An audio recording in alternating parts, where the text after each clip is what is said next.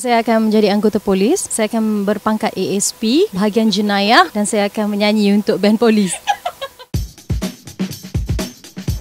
Alright, bersama Sarah sekarang kita ada Datuk Siti Nurhaliza. Apa khabar? Baik, Alhamdulillah. Ramai orang kat luar tu tertanya-tanya lah, apa rahsia kekal muda? Ini semua kurniaan Allah kot. Mungkin sebab muka saya ni ada cabi-cabi sikit. Okey, tak apa, bagus. Sama dah. Cabi itu penting tu sebab kita tak cepat nampak tua.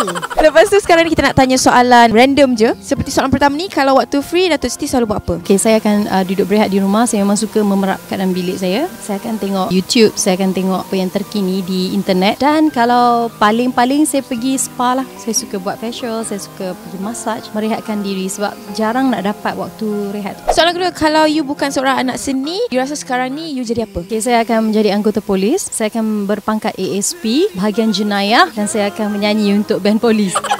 Kalau jenayah polis jadi saya pun tak takut. Tangkaplah saya. Alhamdulillah aman nanti Malaysia. Tak ada penjenayah. Last question, 3 perkara yang orang tak tahu tentang Datuk Siti, yang Siti Zoners pun tak tahu. Dia tak tahu yang sebenarnya ada kebolehan melukis, tapi tak adalah pro sangat. Kalau saya pergi mana-mana jumpa Siti Zoners, memang saya akan dengar bunyi ke.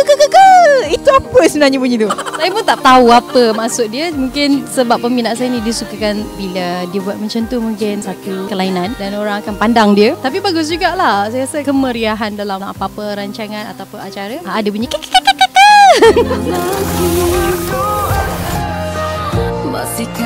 Hai, Assalamualaikum. Saya Siti Nurhaliza. Jangan lupa ya untuk like dan juga subscribe YouTube Hot FM. Jangan lupa.